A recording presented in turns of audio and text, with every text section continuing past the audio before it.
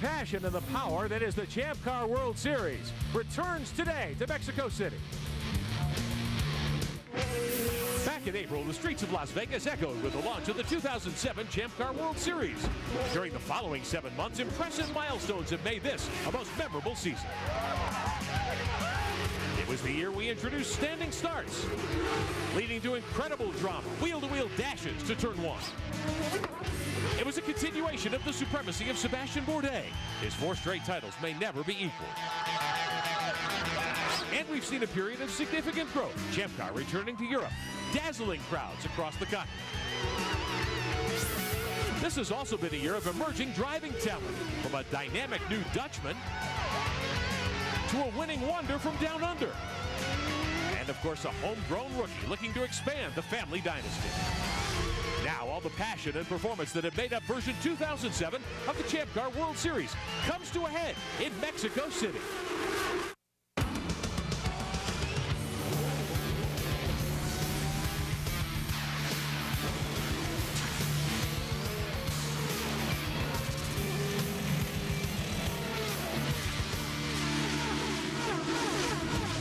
And welcome live to the Autódromo Rodríguez in Mexico City, Mexico, for the Champ Car Gran Premio de Mexico City, 14th and final race of 2007. Sébastien Bourdais has clinched his 4th consecutive title, but it is a very close battle for second in this year's Vanderbilt Cup title fight. Let's get an update on that downstairs first to Cameron Steele. That's right, Rick. They're still getting ready to play Rock'em Sock'em Robots here in Mexico City. Justin Wilson leads Robert Dornbos by just 8 points. Both drivers I talked to, they said they're both going for the win, but thinking about the points battle, neither one of these guys like to lay up. And let's not forget that Justin Wilson nearly won this race a year ago. Let's go down to Bill Stevens. Yeah, Robert Dornbos would love to finish second in the points this year. He's already locked up the Roche France Rookie of the Year award. But there are 3 other rooks who would love to come in second in that competition. Neil Johnny, Graham Rahal, Simone Pagenaud, all within 7 points of each other going into the last race. And remember, last year, Simone and Graham were biting on each other's heels in the Atlantic Series, which Simone won. Let's go to Michelle Beisner. All right, and something else that you're going to want to keep your eye on is the overall points battle between 5th and 9th. This mixture of veterans and rookies are only separated by 8 points. And I got to tell you, the guy that you want to keep your eye on is Dale Coyne's driver, Bruno Junqueira. Although he struggled here this weekend and is starting P12, he's coming off 3 straight podium finishes and could be the biggest threat to this pack. And welcome live to the Autódromo Rodríguez alongside Jan Bikas. I'm Rick Benjamin. Great to have you with us on a wonderful day for racing. Well, Sébastien Bourdais has claimed his 4th consecutive championship, and Jan, a lot of people might think he has nothing really to prove here today. Well, don't tell Sébastien Bourdais that. He's been very focused. He wants to be the fastest in every session. He really wants to go out today on top, wants to go out with a win. However, there has been some breaking news here that we just learned about this morning. There's going to be a 22-second penalty levied against both Graham Rahal, his teammate, and Sébastien Bourdais. So let's go live down to race control. Tony Kottman, race director. Tony, why the penalties? We elected to give the drivers some additional standing start practice time this morning due to the lower boost levels we're running here in Mexico. And the instructions were that everybody must use the start-finish line and not your pit boxes or your grid boxes. Cars 1 and 2 elected to lay some rubber in their grid box, which of course gives you more traction off the line, so they've taken a penalty. Thank you, Tony. Have a great race and race control. Now remember, that's 22 seconds of 75, so every other driver has 75 seconds. They only have 53. Let's get down to Cameron Steele. Well, Jan, we definitely got to point out the good run so far Oriol Servia has had here. He says it's a track he hates. He never does good here, but he's on the grid 4th. He says he's finally figured it out. He feels very good. We also got to point out that Oriol is on his 5th engineer change that he's had this year. He had 2 teams as well, and now he is back with PKV Racing, and his good buddy, Jimmy Vasser, who he was with all last year, says he's feeling good and thinks he can win this race. Let's go down to Bill. Will Power starts on the pole, but that is really amazing when you consider how much discomfort that driver is in this weekend. Let's take you back a few weeks to Surface Paradise's home track. Halfway through the race, he's in the yellow and green Aussie Vineyards car, and he makes contact heavily with Catherine Legg. That gave Will a hairline fracture of that left wrist right after the race. They iced it. They put a brace on it. Today, he's not wearing a brace. He's not taped up. He says it feels good enough that he doesn't have to wear those things. And by the way, this morning in practice, that car died on the racetrack. They discovered it was a spark box that had to be replaced. Derek Walker says he thinks the car will be fine for the race. To Michelle.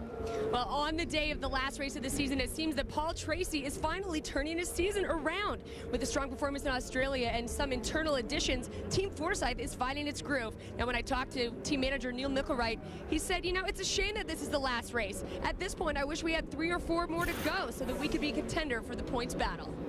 All right, thank you very much, Michelle Beisner. Field lining up on the front straightaway. Final standing start of the year. We have 4 different onboard looks for you today. We'll ride with Sebastian Bourdais, the 4-time champ in the McDonald's #1. His young teammate, Graham Rahal, wrapping up his rookie year in the MetaZone 2 car. As always, Justin Wilson takes us for a ride in the CDW9 machine. And Nelson Philippe returned at Surfers Paradise. Nelson drives the Conquest Racing Juniper Soul car number 34. And we will have a look from his car as well, back in the 13th spot. Yeah, on our race analysis, it's a timed event as we have gone to this season. Hour and 45 minutes. You can see obviously 17 turns. I think some of the key information is going to be here in the pit windows. We'll have to see what kind of strategy. But I think the big strategy is what we already touched on. Power to pass. 100 horsepower instead of 50. That's going to make a big difference on when you want to use it. Watching for the lights to come on and then go out and put the final race of 2007 underway in the Champ Car World Series. Glad to have you with us here on ESPN2. It's been a pleasure all season long. Ready to go racing in Mexico. A lot of trouble. One car stalled on the grid. Is that Serbia back there, I believe? 3 cars having trouble. 3 cars failing to fire. Tagliani, Philippe, and one of the Team Australia cars. And we go yellow immediately. There'll be a restart. Wouldn't go in first, and then Stanley was second. And the Macho safety team there to throw a rope quickly to Philippe. Cameron. One thing we definitely got to point out with these 3 cars stalled on the grid, it is going to be very tricky today, not only starting, but coming out of your pit box. Because of the altitude, drivers are normally used to being able to rev the engine up and down. But here in Mexico City, they just need to stab it and hold it. If they try to let off, the air cannot catch up fast enough to get these cars going. That's how they stall. Of course, Cameron, we're at 7,500 feet, and each one of these drivers had multiple opportunities to do standing start practice, and of course they all went fantastic. So rehearsal went well, but unfortunately performance, a couple of people not getting off the line. Oriol Servia, the most notable, but fantastic job. Simone Pagenaud in the Team Australia colors there. That is one. He's a rookie. That was not a rookie move. Fantastic job of working his way around. Look at that, quick reactions, but still stays on the throttle, doesn't lose many positions. That was great job. Servia having problems there, and Pagenaud made that hard right turn. I thought he got into the wall initially. Let's watch from the MetaZone car of Rahal.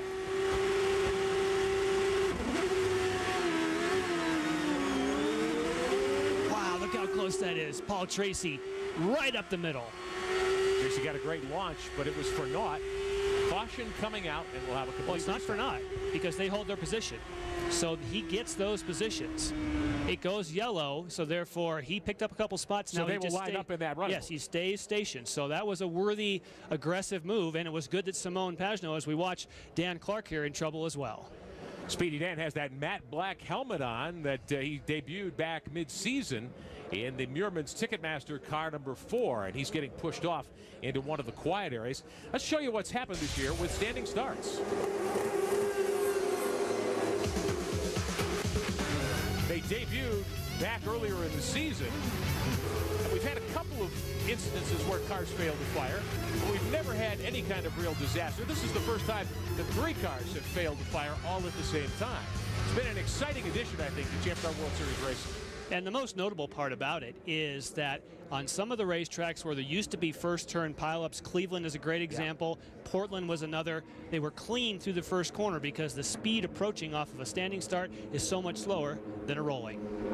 So we are under caution, and this will be the field coming down to complete lap number 1 under caution here. Will Power, Sebastian Bourdais, Robert Dornbos, the top 3 as we take you back and show you the problems Nelson Philippe had getting going. We'll come back for the restart here in Mexico City. ESPN's coverage of the Champ Car Gran Premio de Mexico City is being brought to you today by Bridgestone. For drivers who want to get the most out of their cars, it's Bridgestone or nothing. And by Mazda. On any given weekend, there are more Mazda's road race than any other brand. Welcome back live to the Autódromo. Hermanos Rodríguez. The standing start here in Mexico City didn't go very well for the first time this year. 3 cars failed to launch, and the yellow was displayed immediately. So we've been under caution. This will be lap number 2 under yellow. Will Power, Sebastian Bourdais will have the top 2 spots on the restart. But Jan, as you pointed out, Paul Tracy got a great start and gets to keep that position. Now Philippe and Alex Tagliani coming to pit road early here. Perhaps to have those cars looked at. They were the 2 cars, or 2 of the 3 cars, that did not immediately launch, and their teams will take a look. They'll top off with fuel. We'll talk more about what happened in a moment. Quickly to camera. Well, just fuel topping off, going on a bit of an alternate strategy. They were in the back of the field. I talked to both teams. They said they just wanted to top them off, give themselves a chance to do something a little bit differently earlier. I'm hearing over the radios that Dan Clark has a clutch failure, is what they're talking about on the radio. So just wanted to update you on that. And of course, Cameron, there are people like Nelson Philippe here. I think Robert Dornbos had a race where he stalled on the start, came in, got off of strategy, and won the event. Yeah. So we should also say that the yellow flag came out 12 seconds after the green. So Paul Tracy's moves stuck, and in fact took advantage of that. Went from 8th to 4th. Speedy Dan Clark's day over very early. Doesn't even complete a lap in the 4-car. The Ticketmaster machine for the Minardi USA squad. Clutch failure in that car at the start, and Clark's car towed to a safe area. If you'd like more Champ Car race action, be sure and subscribe to Race Director. You can still do it today.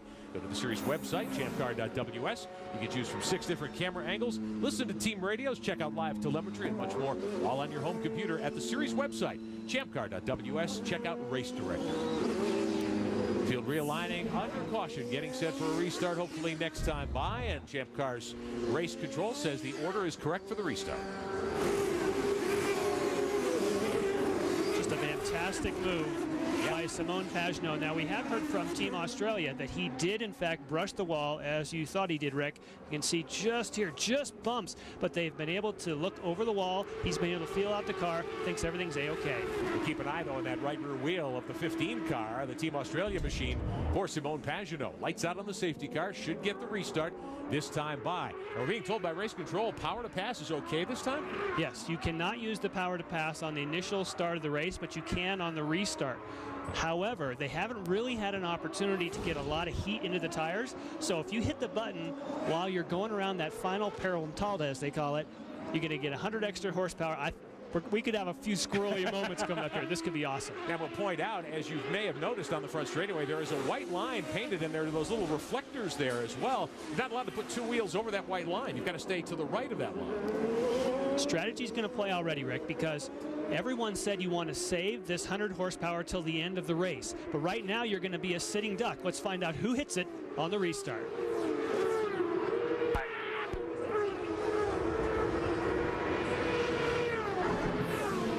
Justin Wilson used it right there. Oh, yeah, boy.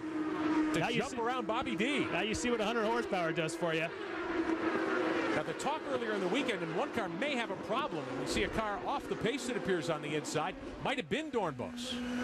Wilson to 3rd here in the CDW 9 car. And the talk, Jan, was that it would take a full 22-second squirt to get you down the front straightaway. You don't think anybody will use a full straightaway's worth. Dornbos definitely with a problem, way off the pace back there. Wow, that's both the teammates, Dan Clark and Robert Dornbos, in trouble already. Wow. And he had a great qualifying. The Jet 14 of Bobby D. A couple of wins in his rookie Champ Car season. Says he'll definitely be back with us next year. But he is off the pace. Something wrong with that car. Wilson did use the power to pass. Didn't use a full 22-second squirt. Did jump around Dornbos and get to 3rd. Let's have another look. Okay, now the button is going to be on the right-hand side here. Sorry, he has the carbon wheel. It's going to be on the other side. The Mazda bridge into turn 1. That was a replay of that move on the restart by Wilson.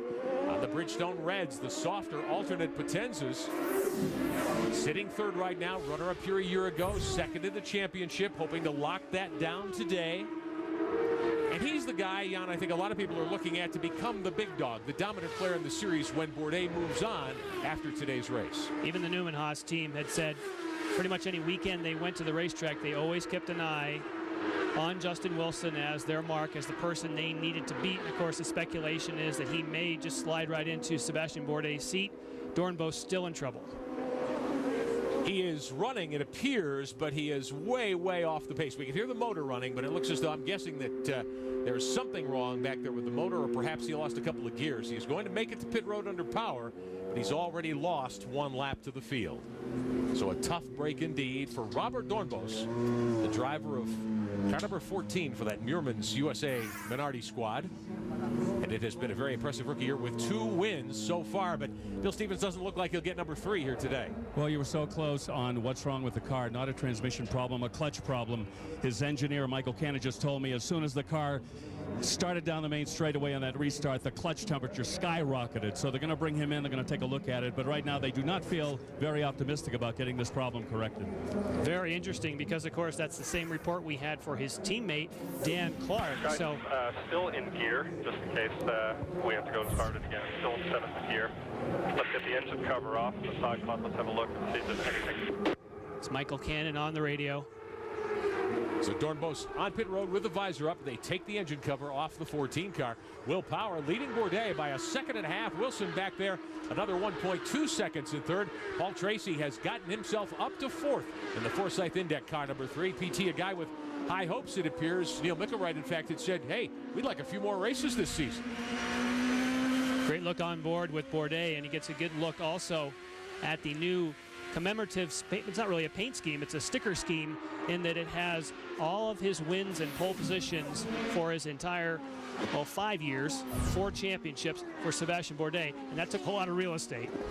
They've left one spot open on the nose of the car if they can bag a victory here today. One of the crewmen told me, hey, we've got a spot in that line of decals for Mexico City 2007 if Sébastien can pull it off. Now, a year ago here, he, of course, was able to come from way behind in wet conditions as the track was drying.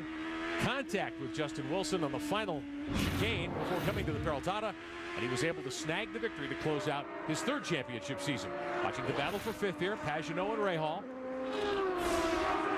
Cameron Steele, what about that decaled scheme on the 1 car?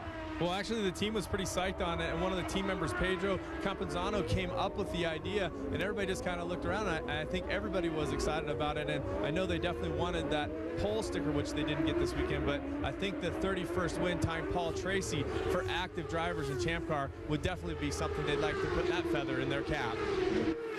Oh, you don't think they would want to equal Tracy's record, would they? 70. They're such good friends. I think you could definitely say that that's one of the, we talked to Paul Tracy yesterday, and he said, hey, I want to make sure I keep Sébastien behind me in the all-time win list. Tracy, of course, a driver who's getting into his later 30s, maybe nearing the end of his run here in Champ Car in a few seasons, and he's thinking long-term, you know, his position in the series. Now let's look at what happened to Nelson Felipe here a moment ago. Oh, tried to get to the inside, had some rear brake lock. It was a nice save for Nelson Felipe. But you are constantly adjusting the brake bias of these cars depending on how much fuel is on board. The car is heavy now. Typically it wouldn't step out on the back, so he'll make an adjustment in the cockpit, so next time he goes for a pass, doesn't step out from behind. Now, Felipe told us earlier in the weekend, doesn't really care much for this track, hasn't really come to grips with Mexico City, and of course just his 2nd start of the season in the Conquest Racing Juniper 34 car. Lap number 7, 6 complete, time remaining, top of your screen on the left side, along with the Bridgestone running order. So far, the only cars near the top that have used, you have to keep reminding myself that Bourdais and Rahal only started the race with 53 seconds, but Justin Wilson out of the top group and David Martinez, Bruno Junqueira are really the only ones who took a risk, if you want to call it that, or had a strategy to use it on the restart.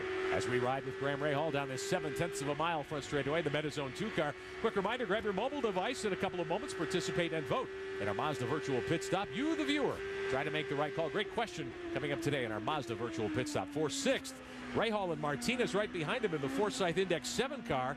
We'll look at their telemetry and the speed differential as they come now through the twisties on the backside of the racetrack. There'll be a delay between the 2 numbers, but you have to look at the top numbers. When you start seeing somebody do almost 190 miles an hour on the straightaway, that's about 4 miles an hour faster than they qualified. That means that they've trimmed the car out, taken some downforce and some drag out, because when you're back in the pack, you can pass somebody on the straightaway, but you're going to get held up in the corner. So they typically will do that. If you have to make up positions, they'll take some of the downforce out of the car. And with this 7/10 of a mile front stretch, highest speeds we see on the tour. Of course, the thin air here at 7,400 feet of altitude as well. And with the extra 100 horsepower, we should see some very fast speeds at the end of the front straightaway. Simon Pagenaud running 5th here in the Aussie Vineyards 15 car, holding off Graham Rahal, who runs 6th. Good battle into the chicane. Rahal right up behind Pagenaud, and these two, of course, were the Champ Car Atlantic title contenders last season. Pagenaud defeated Rahal, earned the $2 million prize, and brought that money to get himself into the Champ Car World Series. Bill Stevens.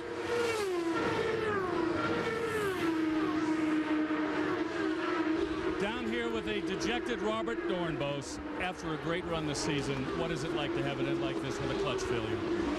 Yeah, it's very unfortunate. You know, it's a mechanical sport, but to have it happen on this way, the clutch failed, left go on me at the start. That's why the start wasn't too good, and then it never came back on the safety car, and at the restart it was gone. So yeah, very painful. I mean, we were obviously very strong here, looking for a win, and now it's nothing. So shame. But I really enjoyed my season Champ Car, and let's just hope that Power doesn't win. Yes, his quest for second place. It seems to be a ground. Bobby D sits 16th after an early retirement. Hey, tomorrow Monday Night Football on ESPN continues. Frank Gore and the San Francisco 49ers face a key division rival, the Seattle Seahawks and Sean Alexander. Monday Night Football on ESPN at 8:30 Eastern. Our coverage at 7 o'clock Eastern begins with Monday Night Countdown. So are you rolling with Nolan or rolling against Nolan? It's a little early to say. I'm against. Okay. I think the Niners are going to have their work cut out for them tomorrow night. They've had a tough season. You Bay Area guys. All right. Working lap number 9. Justin Wilson in the CDW machine sits 3rd, trying to reel in Sebastian Bourdais. Will Power led from the start here. He's now led a lap in each of 8 of 14 races so far this year.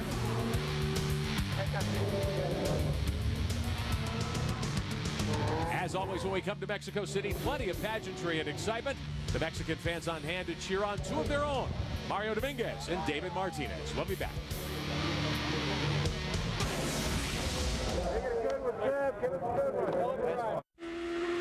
And we welcome you back to the Autódromo Hermanos Rodríguez. We're on board with Nelson Felipe in the Conquest Racing 34, the Juniper machine. Great view here, and the Champ Car World Series has more content available for you on the new iPhone. Special website showcasing the latest videos from Champ Car. Previews, recaps, interviews, short video capsules, and more. If you're an iPhone owner, go to www.ccws2.com/i. The site updated regularly with the best from Champ Car. You can watch on the go on your iPhone. With Jan Bikas, I'm Rick Benjamin, watching a good battle up front here. Will Power has led from the start. We're working lap number 12. Heading toward the backside of the racetrack under the Mazda Bridge, Sebastian Bourdais with that penalty in play, and Cosworth Power to pass time. He is second by 1.5 seconds. And here the CDW9 machine, the Rousport car of Justin Wilson in 3rd right now. 2.8 seconds behind the leader. Last time down the front straightaway. Paul Tracy in the 3 car, the Forsyth Index machine, really picking it up now, Jan. Good move on the start to get there, and he rides 4th. Paul Tracy has always made great starts. We never question his aggressiveness. But one of the things they've struggled with this year is just finding a road course setup. We've talked about the fact that Tom Brown has joined the team and got them to where really that has given Paul Tracy as much mental confidence as well as mechanical. He loves the way the car is. They still don't think they've found exactly what they want when it comes to road course. Michelle? President of Forsyth Racing, Neil Nickelwright. I said earlier today that you guys have really turned things around in the latter part of this season, and now Paul is jumping up on the grid. He's running 4th now. What do you attribute to this late season success? Well, I think that obviously we had a pretty tough beginning of the year, and we've made some changes and brought on some additional personnel, reevaluated what we're doing, and things have started turning around. So we didn't actually start as far up the grid as we thought we would due to a couple of issues in qualifying, but right now we're running 4th, still a long way to go. Hopefully we can make it to the end. And what about the latest addition in your other car, Mr. Martinez, who's running 7th? You've got to be pretty happy with him. Oh, yeah, I'm very, very happy. I mean, obviously, this is only his 2nd time in the car, and only the 2nd time he's driven a car in over a year. So hopefully that speaks not only to the quality of him, but also the quality of the car. Thanks, Neil. Yeah, David Martinez, certainly a guy who has high hopes for being in this car full-time next year for the Forsyth Index team. He's got some regional backing here from Takate Veer and from Axtel, which is a telecommunications firm. Jan, here he was 9th a year ago in the old Lola. He's picked up 3 spots now after gaining 7 at Surfers Paradise. Came from 17th to 10th there. So I think he's shown he's a pretty racy young guy. But he was somewhat psyched out in Australia, because if there's ever a racetrack, that was his first time in the DP01. And you heard Neil Mickelwright say only second time in this car, third time in a champ car. But that is a very daunting place to try and get a feel for a racetrack. Those walls are close here. He's used to this racetrack. He's driven before, doing a great job. Hey, Jan, I just wanted to add on that I spoke with David Martinez, and you're exactly right. He was so nervous, he said, when he was in Australia. He said coming here, coming home, so to speak, it's made him feel so good that he was able to do what he was able to accomplish there in Australia. It's given him some momentum and definitely some confidence when you talk to him and watch him around the paddock. Well, he's got reason to be confident. He's got the backing of 100,000 or so of his countrymen here today. Everyone's standing to watch Martinez and Mario Dominguez pour it on down the main straightaway. Watching the battle a little further back in the pack now, Tracy, Pagenaud, and Rahal, 4th, 5th, and 6th. We're at Mexico City, Mexico, the Gran Premio de Mexico City here on ESPN. It's the final race of the Champ Car World Series season in 2007. With Jan Bikas, I'm Rick Benjamin, Cameron Steele downstairs for us, Bill Stevens, Michelle Beisner as well. Great to have you with us on a beautiful afternoon for Champ Car World Series racing. Young Graham Rahal here in the Metazone machine for Newman Haas Lanigan, 18 years old. A little frustrated, I think, at times during his rookie season, but you've got to give him, I think, a lot of credit, Jan. He's taken a new race car, much more powerful race car, and he's doing a nice job with it, and he's right behind his old buddy and his old rival, Pagenaud. That's just what I was going to say. Pagenaud and Rahal battled in the Atlantic Championship. Now they're battling today. But one thing I notice about Graham Rahal, when we watch some of that telemetry, he's fast down the straightaway. So if he can get close to Pagenaud, he might be able to get by him.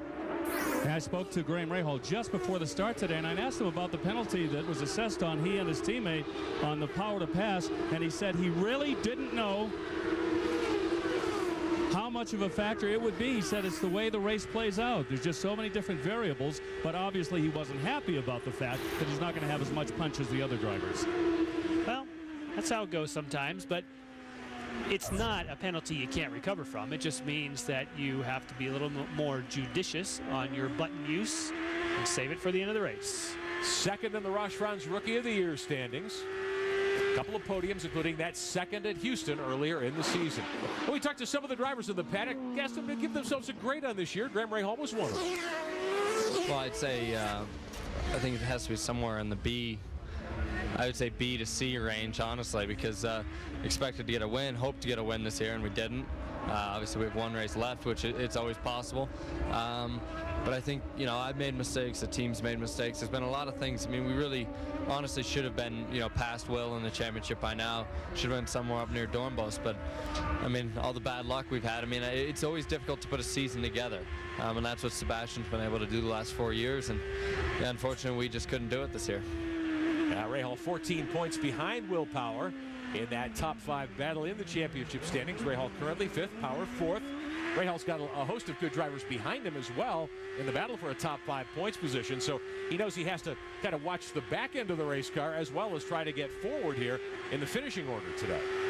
Down the front straightaway, good battle for position a little further down in front of Rahal. Tracy just got by Justin Wilson to pick up 3rd spot. So Paul Tracy didn't use Cosworth power to pass. Something's wrong. Something's wrong with Wilson. The CDW car may have an issue. Simone Pagenaud got by as well. Ride here with Wilson, see if we can figure out what's happened. See if he can stay with the cars in front, but that he was way too easy pickings.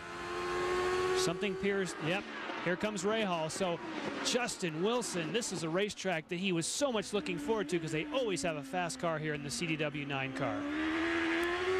On board Rahal's machine, the Metazone 2 car. That's Wilson right behind him in the CDW machine. Pagenaud has gotten by as well. So Wilson at the moment back in 6th. Mazda running order, top of your screen. An hour 17 to go here in Mexico City. Yeah, Wilson 3 miles an hour off his fastest lap pace with whatever took place as it came down the front stretch. Tracy nipped around him, then Pagenaud, and then Rahal got by. Heroes looking at it. No word yet, Justin. No word yet. Means they're looking at the data, try and find what's gone wrong. Obviously under power. Take a look back. This is the front straightaway, last lap. Oh, he had to lift off way early. Brake problem? So maybe it's a braking issue. But you know what, though? We looked out the window and saw... We saw Paul Tracy blow by him on the straightaway, so that was before the braking zone. But here comes David Martinez. He's going to pass as well. What are you hearing, Cameron? Well, just a bit earlier, I was talking to Robert Midkiff, and we had heard on the radio that he had a misfire in the car. I talked to Robert. He said it's probably just because they're conserving fuel. He's staying off the throttle, staying out of it longer. But now what I'm understanding is that they are losing fuel pressure, talking to Dan Pettit. So losing fuel pressure on the car is what's happening. Dan Pettit, the team owner, of course, of Rouge Sport. And fuel pressure, the actual fuel pump is down in the fuel cell itself. So that's not something that's not reachable during the race. Well, it could be something else that lead, let's say a power supply for a fuel pump. But generally, that's not an on pit road replacement. So Wilson able to be at speed in the backside of the racetrack in the S's, heading down toward the back straightaway. But on the front stretch, giving up an awful lot of speed. Martinez has gotten by him now, so Wilson back to 7th. That puts Martinez, though, up in the top 6. Very, very impressive.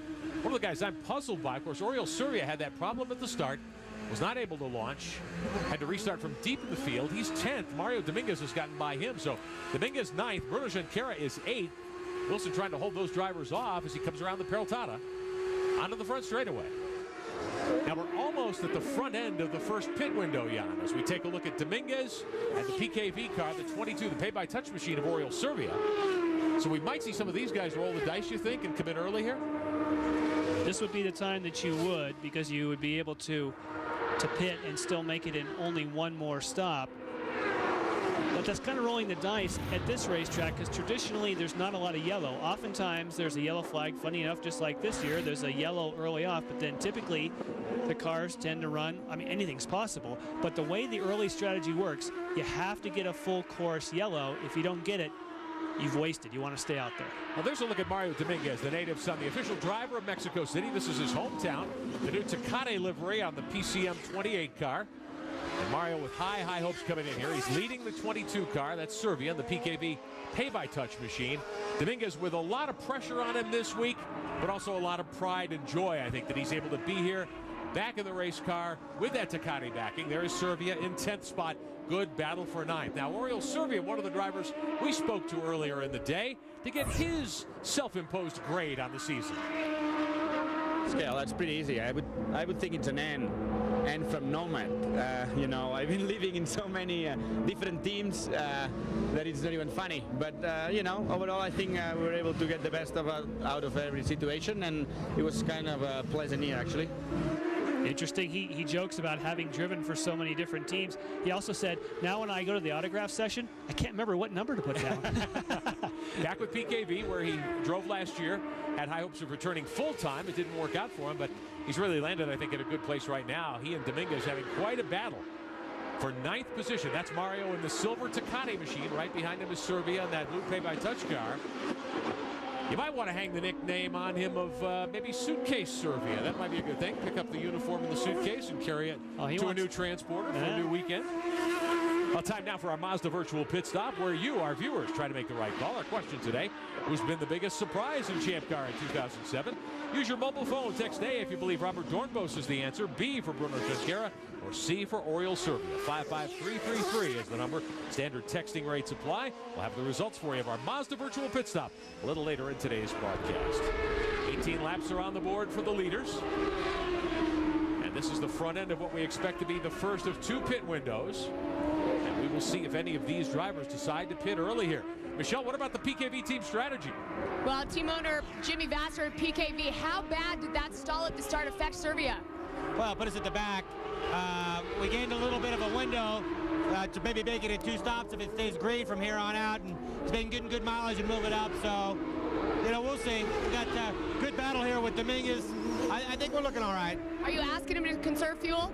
We have a number we run to, so we're still trying to make track position as well. All right, now quickly, what about Janny? Why did you bring Janny in so early? I didn't bring him in. You got to talk to Mark Johnson. We'll go over there. All right. So Servia stays on the racetrack, but Dominguez, I believe, coming to a stop. The PCM team going over the wall to put fuel and Bridgestone Potenzas on the Tecate 28 car. So Dominguez using that early stop strategy. a front wing as well. But you would do that when you go to the black sidewalled Bridgestones because there's a slight balance change. But this is a case where, you know what, if you really don't have the speed, pit early. If there's now a caution between now and when the leaders pit, you get a free pass to the front. ESPN2 dishes college hoops tomorrow night. New Mexico State's Aggies take it on DeMarcus Nelson and the number 11 Duke Blue Devils. College basketball returning to ESPN2. It's tomorrow at 7 o'clock Eastern. For more information, log on to ESPN.com. New Mexico State and the Duke Blue Devils tomorrow night on ESPN2.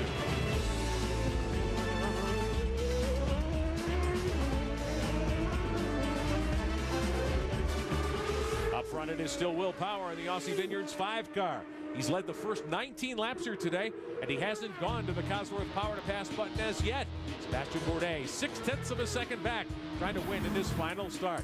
Can Bourdais get around Power, who's had an up-and-down season? Early in the season, Power and the Aussie Vineyards team scored the win in the opener from the pole in Las Vegas. They would come back and win in the rain in Toronto. But after those 2 early season victories, a run of mechanical problems for the team, giving Power a lot of headaches late in the year. Welcome back to Mexico City, Mexico here on ESPN. Coverage of the Champ Car World Series. Greg Moore Legacy Award, the annual award, one way the Champ Car pays homage to its past, honoring the well-loved Canadian star. Tragically, he lost his life during a 1999 event at the California Speedway. Now, the award honors the driver who most typifies Moore's distinctive combination of on-track talent and dynamic personality. Our nominees this year include Justin Wilson. We're riding with him right now. Graham Rahal, Simone Pagenaud, Champ Car Atlantic star James Hinchcliffe. You can participate in the voting by visiting our website, champcar.ws. Good battle back here. The Sonny's Barbecue Machine and Bruno Junqueira. 3 straight podiums for Dale Coyne Racing. Bruno currently 7th. Oriol Servia in the PKV Pay-By-Touch 22. Right behind him in 8th position. And Catherine Legg has moved up nicely. Catherine Legg has gotten up to 9th position after starting deep in the field. She lined up 16th here today. She has not yet pitted, but she has moved up nicely. One of her best runs of the season in Dale Coyne's 11 car. So good run for Catherine Legg. She's a little bit further back behind this particular battle. Now, Michelle had talked earlier about Bruno Junqueira and the great run that he's been on and the chance in the championship, but pretty much from the day that they rolled this car off the trailer, he hasn't been happy with it. They've been working hard. Graham Rahal comes on the pit road, I think, because they just cut up to Paul Tracy, and here comes the lead change. Down into 1, Sebastian Bourdais was on the button. He used Cosworth Power to pass, the extra 100 horsepower, nipped around Will Power here just before pit stops. Rahal making his first stop. He was 4th at the time he came in. I was starting to say, I believe that Graham was pitting because he closed into 3rd place. Paul Tracy decided he'd come on to pit road. This is a case, as you said, using power to pass. Bourdais now has 39 and Will Power 66, meaning that Will Power saw him coming. But you see, oh, there's a flashing light. He got the word from his crew, tried to defend himself by going to the power to pass himself to use it defensively, but it was too late. It's a case where with 100 horsepower power to pass, if you get to it first, even if your spotter says he's on it, it's too late. So Bourdais takes the lead here in his final run now for Newman Haas Lanigan, wrapping up his 4th title at Surfers Paradise, and he is pulling away from Power. Well, you would need to. If you're going to use your power to pass, you better have something to show for it. In other words, you need it for the end of the race. The only time you would use it is saying, if I can just get by Power, I can drive away from him. They probably saved a bit of fuel behind him, and now they've turned him loose. And as you pointed out earlier, Jan, when we spoke about the time chase, 75 seconds. Lap 7, run hard. Give us a hard in lap. No fuel concern. We have blacks ready. That's the word from the 1 car's pit box. He's going to try to run hard, gain as much ground as he can in this lap around the Autódromo Hermanos Rodríguez. 5 years in Champ Car for Bourdais, 30 wins in just 72 career starts, an incredible batting average. Wants to win his 31st here today. If he can build a good lead, that would help him a great deal. He only used 14 seconds on that squirt of the 100 horsepower, Jan. And that's what I would do. Why let somebody know you're going to be on power to pass around the Peraltada? You want to wait till you just can pull it off. That was nicely done. Now we see some people hitting pit road. Paul Tracy. Looks like Simone Pagenaud on pit road there as well. You would assume those are drivers who didn't get quite the same fuel economy, were pushing harder, because Sebastian Bourdais was definitely saving a little bit of fuel riding behind Power, and he's pitting next lap, according to Kenny Seawick. On board the Metazone machine of Graham Rahal, back on the track in 6th. He made his pit stop a moment ago on lap 23. We're ready, Seb. We're ready. Pit this lap. The 24-lap mark for Tracy and Pagenaud when they make their first stops. Bruno Junqueira stopping then as well. Justin Wilson stopped 3 laps earlier. Catherine Legg stopped on lap 23, as did Alex Figge, and Catherine only fell back to 12th, so a very good day for here. Now, here comes the series champion in the McDonald's machine, Sebastian Bourdais' first stop of the day of 2 planned. Clear in and out of your box, Seb. Nice and easy, right on the mark. Will Power pitting at the same time. Now, Will Power cannot short fill because they need all the fuel to make it only 1 more stop. So you've got to take all the fuel. Guys, I'm here in Sebastian Bourdais' pit. According to Kenny Seawick, no changes to the car. You can see anything other than the black tires are going on. Everybody happy, everything smooth down here. Power down and away right behind him. All clear, no traffic. Stay drivers right to turn 1. He's reminding him to stay drivers right. Even if there's no one on that front straightaway, they want you to stay down that line, even if there's no one behind you, just for safety's sake. So Bourdais and Power off of pit road in tandem virtually there into the S's. Will Power's pit stop very much like Sebastian Bourdais'. It went well. They went from the reds to the black tires. Derek Walker said that they did not make any changes to the car. I asked about Will's wrist. He says he's not said a word about it. You can assume it's feeling all right at this point. Will Power there. Paul Tracy trying to draw a bead on Graham Rahal. This would be for 4th position unofficially now after the pit stop shuffle. Oriol Servia stopping early. He cycles up to 3rd in the running order. It doesn't look as though Bourdais gave up the race lead. Rahal 4th after lining up 7th here today. Remember, we had that aborted start, the standing start with 3 cars failing to launch the caution out immediately. Lassina Graham stayed on the red sidewalls. And we'll have to check Paul Tracy's situation, because we know that his teammate, Sebastian Bourdais, decided to go onto the blacks, at least during this segment. We'll have to see in this midsection which is the right tire to have. Now, they were telling us during qualifying on the reds were best for only a lap or so. Well, they've hit their peak for only a lap or so, but they are a softer tire, and these cars lose 1,000 pounds of downforce up here at this altitude of 7,500 feet. So you want the grippiest tire you can get your hands on. Oh, look out! You need a Paul Tracy. Man. Oriol Servia bringing the pay-by-touch machine in, the PKV 22 car. Gives up 3rd spot. And Paul Tracy looks like he has his teammate. Yes, his teammate's now right behind him. Of course, after that big moment that he just had in the Peraltada, which you enter, you come off that little chicane at 32 miles an hour. By the time you go around that long corner, you're at 140 at the exit. That's big time acceleration while you're turning. And didn't work out so well for Paul Tracy. Now he's got to fight off his teammate. Now Martinez can go to school here, perhaps, behind his teammate. Follow Tracy, learn a little more about the line here at Mexico City. Well, I just looked out in the stands. A lot of the fans are on their feet because they know that the best benchmark for their hero, David Martinez, that they've come to see is how he compares to Paul Tracy. Now they're neck and neck on the racetrack, because that's always the way. You don't know what kind of car somebody has underneath them. But then when you have a race for your teammate, all right, let's find out how our Mexican guy stands out. Tracy in car number 3 of the Forsyth Index machine, up to 4th right now. It's been a very good weekend. We got PT's version of his grading scheme for his year. I don't know. It's always difficult to win a race, and we won a race this year. So, from that standpoint, it's been a pretty disappointing season. We've had highlights and we've had lowlights, and there's been kind of no in between. So, maybe a C. I wouldn't say a B. We haven't performed as a team. Interesting. Paul Tracy maybe grading himself with a C. Still got a great sense of humor. He wrote something up that they shared in the drivers meeting talking about that one victory. Said his race rules. One of them was if you can knock 3 wings off and still win the race, you get a $250,000 bonus, which of course he did on that race that he won. David Martinez back in 5th position. A very strong run. His 2nd trip here to one of his home racetracks at Mexico City. And we talked to David about the pressure of running here. It puts some pressure before the race weekend when you're thinking about it. Once you're in the car, I think it gives you that extra energy you need, to make important decisions on the race.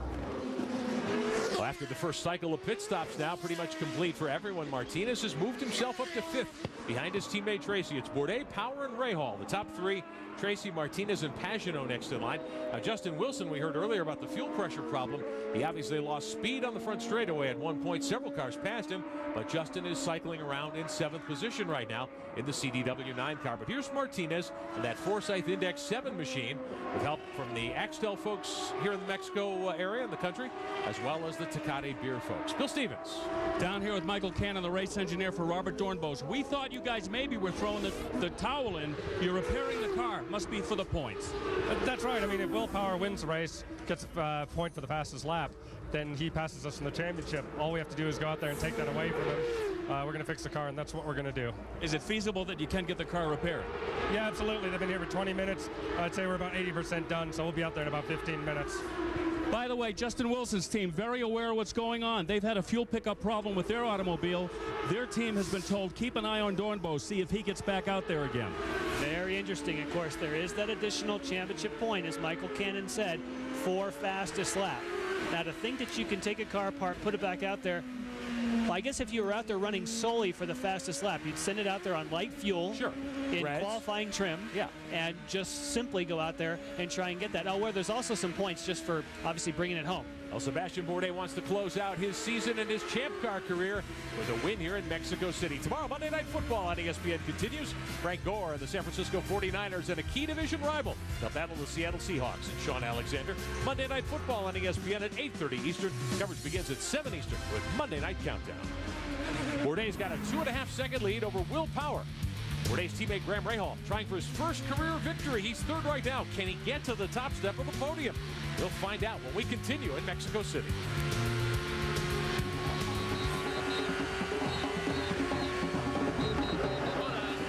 The fans love Champ Car World Series action here. They really get into it. Tremendous support for the series here. It's been an exciting weekend all season long at the Autódromo Hermanos Rodríguez. We'll be right back.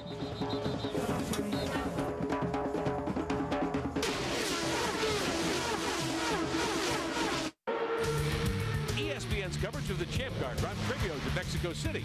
Brought to you today by CDW. The right technology right away.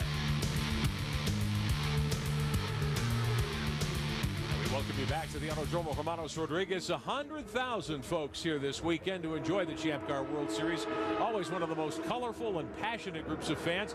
Move on the racetrack to the inside. This is Pagenaud on David Martinez. Pagenaud taking 5th away in the Aussie Vineyards car number 15.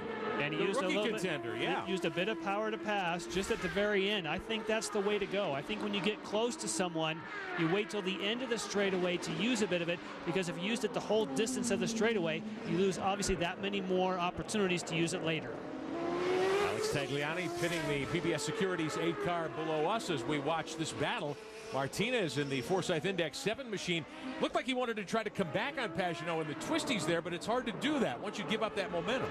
Martinez had a tough time staying with Paul Tracy. We built that up to see how the two compared, and once Paul Tracy recovered from his big wiggle in the final corner, it's just a case where either he or the setup or the car or his pace just wasn't quite up to Paul Tracy's, and Pagenaud smelled that, took advantage. Now, Tracy has only used 11 seconds so far of Cosworth power to pass time, which is worth an extra 50 horsepower here, 100 horsepower total. Something Champ Car's trying perhaps to use full time in 2008. This is the battle between Pagenaud and Martinez. Last lap speed's pretty comparable, but Pagenaud starting to drive away from Martinez there in the Forsyth Index car number 7. Pagenaud in the Aussie Vineyards 15, the yellow and gold machine, left of your screen as they come down this long front straightaway. Use lots of fuel. You love to hear that. Use lots of fuel, go fast. All right, excellent. Race car drivers don't need much encouragement usually in that regard. And by the way, that was for David Martinez. We'll see how he responds. Cameron Steele. Well, I've caught up with Bridgestone Motorsports manager Joe Barbieri, and I know there was a lot of talk about how good the Bridgestone alternate was, but some people are asking how long it will last, and then Sebastian Bourdais comes through with his best lap time, very deep into the use of the tire. Sometimes it's hard to realize what they're doing out there, the drivers. Every driver except one started on the reds. We checked out the wear. They're all looking really good.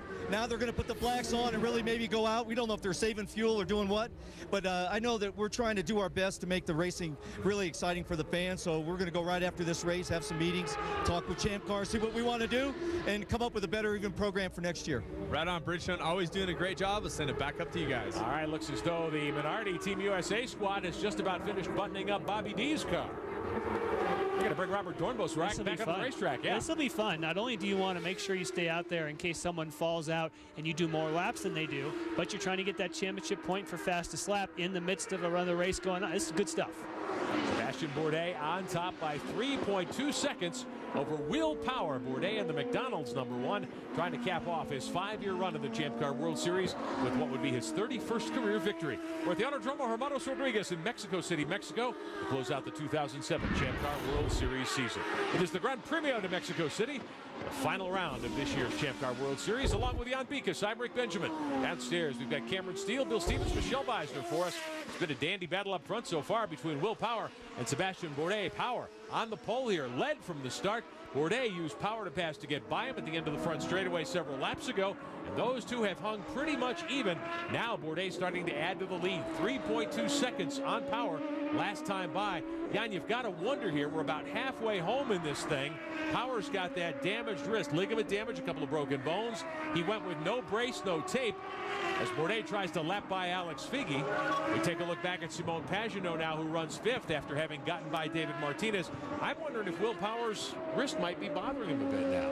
It might be, but I think it's a case where Sebastian Bourdais was saving something and just, at the moment, has more pace. All right, let's get an update on Pagenaud's situation. Let's get it downstairs. Well, you know, we've made much about Will Power's wrist injury, but really underneath the radar since Cleveland has been Simone Pagenaud's right wrist. He's got tendonitis, and it's very sore. So what are the odds of both Aussie Vineyards drivers having wrist difficulties? Obviously, Will with the more serious one. Well, we know that Justin Wilson came about as close as you can get to winning this race with a broken wrist last year. Good lap time, good fuel, -3 Tracy, +2 Martinez. Something new for you here this weekend. Up to speed, a new way we're developing to track the progress of various competitors in Champ Car. Simone Pagenaud here behind the leader. You see where Bourdais is on the race course at the end of the short straightaway that takes you to the S's. Pagenaud just coming through turns 1 and 2, so a good gap back there from the leader, but that's kind of a read on track position between Pagenaud and Sebastian Bourdais right now. The gap last time was about 20 seconds in terms of time. Hey, Champ Car, along with partners like Bridgestone and Mazda, helped raise funds in support of the folks from Tabasco and Chiapas, recently affected by the severe flooding across Mexico. Team sponsors individuals across Champ Car, donating funds in an effort to give back to a country that's always shown tremendous commitment to the Champ Car World Series. Champ Car's this weekend proudly carrying a special logo in support. It's called Time to Help Chiapas and Tabasco.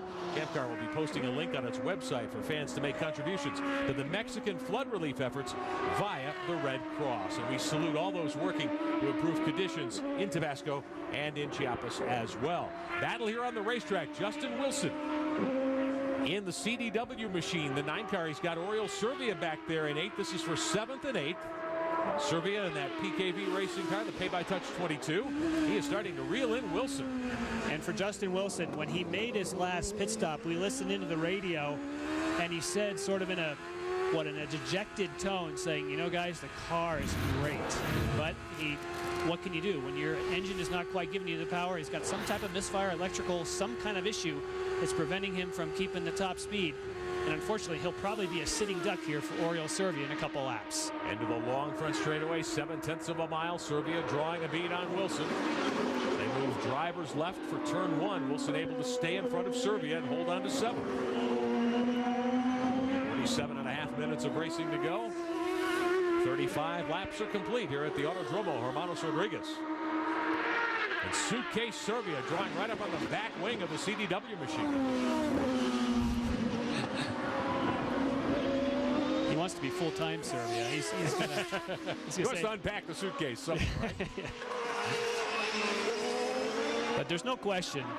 And you can't even say, it's just that, you know, one thing about, if you want to call it Suitcase Servia, wherever he showed up with his suitcase, he just went fast immediately. Sure. And everybody knows that up and down pit road. So if the circumstances are right, he can get the job done and he'll find a home someplace, hopefully permanently.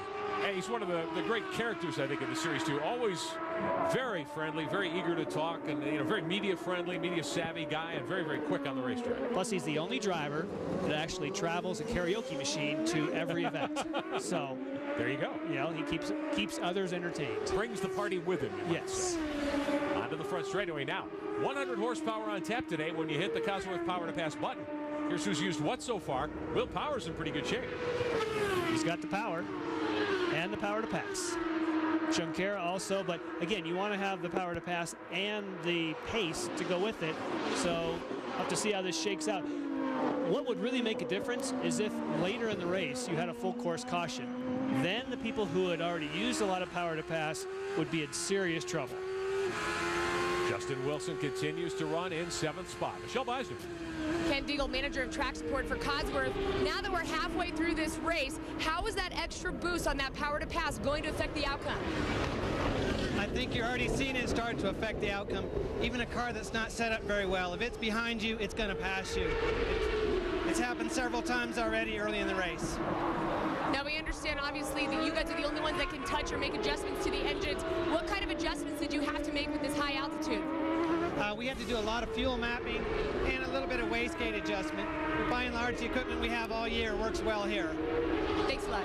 You're welcome. Of course, when he talks about a wastegate, that is what you use when you have a turbocharged engine that keeps the boost at the proper level. It's essentially the spill valve, if you want to call it that. A wastegate is what lets off additional pressure and keeps everything controlled. So, Justin Wilson. Yeah, Wilson quickly to pit road. Yeah, but the radio call was stay out. But he obviously said too late, I pitted. Justin Wilson bringing the CDW car down toward the Roosport pit stall. Robert Dornbos headed back onto the racetrack on Bridgestone Reds, meantime, in front of Wilson. Wide open pit lane. Cameron Steele. Well, I'm here with the CDW number 9 team, Justin Wilson. He is in now. They had put fuel in earlier, hoping by filling up the tank that they would solve the pickup problem. Maybe it was just in the bottom of the tank. They say it's continuing to happen. It's definitely a problem for Justin as he comes in and puts on the Bridgestone alternates. And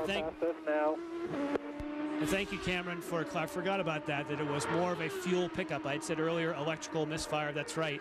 That it was more a case where he has some speed for a while, but then starts to lose fuel pressure, and that, of course, you'll lose horsepower. Wilson back out in 9th. If you'd like more Champ Car race action, subscribe to Race Director. Visit the series website, champcar.ws. You'll find 6 different camera angles, team radios, live telemetry, and more, all on your home computer. Race Director at champcar.ws, and a pass here. Here comes Neil Johnny in the Red Bull PKV car. He swoops to the inside of Wilson in the CDW 9, and Johnny picks up a spot.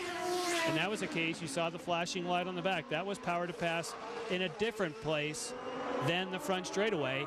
And that's kind of what I was thinking was people will expect you to use on a big long straightaway, the longest on the Champ Car Series, but that was nice timing for Johnny. He had a run with Wilson coming off pit road.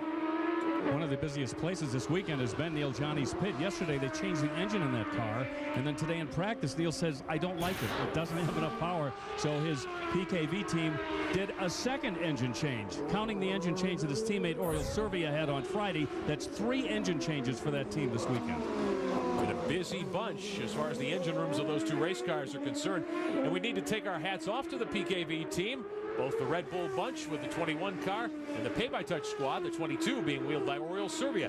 They're the winners of the season-long Sherwin-Williams It's All in the Finish Award, presented for the best design and paint scheme on those 2 race cars all season long. For the 22 and 21 cars, PKV wins the Sherwin-Williams All in the Finish Award for the season. Now here in Mexico City, one of the races where there was an individual event award from Sherwin-Williams, and that goes to the Conquest 34 car. Juniper Soul Machine of Nelson Felipe. They win the Sherwin-Williams All in the Finish Award here at Mexico City. ESPN2 dishes college hoops tomorrow night. The Mexico State's Aggies taking on DeMarcus Nelson and the 11th-ranked Duke Blue Devils. College hoops on ESPN2. 7 o'clock Eastern tomorrow night. For more information, log on to ESPN.com. Working lap number 40. 42 minutes of racing to go in the 2007 Champ Car World Series. Bourdais got a 6-second lead over Will Power. Graham Rahal and Paul Tracy hungry for victory as well. We'll see if they can get closer when we come back.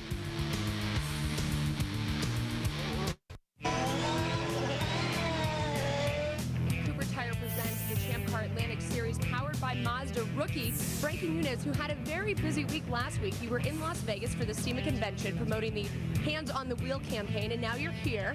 You just wrapped up your rookie season. What were your impressions of your rookie year, and what are we going to see next year? I had an amazing time this year. I learned the car, learned the tracks, and I'm really looking forward to next year. My confidence I have now going into the beginning of the season is so much higher, so I'm really excited for next season. And there are rumors floating around that we might see some changes next season. Yes, I will be signing with a new team, which we'll be announcing pretty soon, and I'm really looking forward to that. It's going to be a great year. Champ Car Atlantic Championship returns, of course, in 2008, as does the Champ Car World Series. We'll open up with the traditional Toyota Grand Prix of Long Beach, the silver anniversary run, and then right to Houston the next week. We'll go back to Monterey. Beautiful track, of course, Laguna Seca. Back in Toronto, Edmonton, Portland in July next year. 2 European swings, and we'll finish the year here in Mexico City. Champ Car World Series with its 30th season upcoming in 2008. 8 permanent road circuits, 6 temporary circuits as well. The McDonald's machine of Sebastian Bourdais, still the race leader. He's 5.8 seconds in front of Will Power, just putting Alex Tagliani a lap down in the Rocket Sports 8 car, the PBS Securities machine. That is a beautiful new paint scheme that we saw the first time in Surfers Paradise on the 8 car. And it is a great looking car for Alex Tagliani out of Canada. Now races out of Las Vegas, Nevada. But Bourdais has put that McDonald's car into the win. We just want it to stay green. A little further back, Paul Tracy in the 3 car running 4th. Trying to hang on to that spot in front of Simone Pagenaud. And the Aussie Vineyards 15. So Power, his teammate, is 2nd. Pagenaud is 5th. It's been a good day so far for the Aussie Vineyard squad. Tracy, we thought, might have something to get up and challenge for the win here today, but he's now 23 seconds behind Bourdais. He's got a lot of Cosworth power to pass left, though. Maybe he can use that to jump ahead a bit here in the remaining moments. He may have to use that defensively, though, because it certainly appears, as you hinted to, that Pagenaud has got a lot of pace. Michelle? Mario Dominguez coming in for his pit stop. He's doing pretty good on fuel. They switched the tires up to red. They did 1 turn on the front ring, and he's out of here. Good, Ben. Nice. Pacific Coast Motorsports, their new driver, Mario Dominguez, in the Tecate 28 machine. One of those 2 drivers, the official driver of Mexico City. Quite a designation for Dominguez, the Champ Car veteran. Robert Dornbos came in the 14 car, the Ozjet machine. Put the reds on, went out, and we believe set the fastest lap of the race. That was one of his goals, ran a 1:24. Now they brought him back in. He's put blacks on. Will Power working traffic here. Lap machines, threads the needle. Cuts to the inside on Tagliani. His hands full here. Moving around Catherine Legg's machine. Dale Coyne Racing 11 car. It's been a good day for Catherine. Shown 12th right now. Not on the lead lap. Just got lapped. Oh, in trouble. That's Dornbos looking for space. It's okay. We know he's gone out there and done one quick qualifier. Ray Hall through. Do not hold up Ray Hall. And you were starting to say he did a 1:24.7, which is 2 seconds faster than Sebastian Bourdais has done. So, albeit some miracle, he's going to get that 1 point for fastest lap. Qualifying trim, I think you're exactly right, Jan. That's a qualifying lap, nearly, for Robert Dornbos. And that would give him a bonus point, which might well do a lot to lock up his points position in front of Will Power. Justin Wilson 2nd in the championship, coming in here today with 270 markers. Wilson struggling with that fuel pickup problem. He's 9th right now, but Dornbos back in 16th after those problems early. Here's Tracy in the Forsyth Index car number 3, running 4th. Ray Hall in front of him in 3rd. The gap's about 12 seconds between those 2 cars. Paul Tracy, of course, one of the all-time leaders in this series, and he expects to be back next year. Well, my plans for next year is I've got a contract with Forsyth. We're going to continue on. We're in a rebuilding mode for the team. Obviously, everybody knows we're looking for new mechanics, engineers, all that kind of stuff. We want to get back to where we're winning races consistently, and we want to run for the championship next year, and that's what our goal is. And there's no question this is a team sport. We talk so much about Paul Tracy and his record, but you can't do it without the team. That's one thing about Newman Haas Lanigan. We've talked about how successful for championships for Sebastian Bourdais, and it's all exactly the same. I mean, there's a few changes, but mostly the entire team has stayed intact, and Carl Haas and Paul Newman.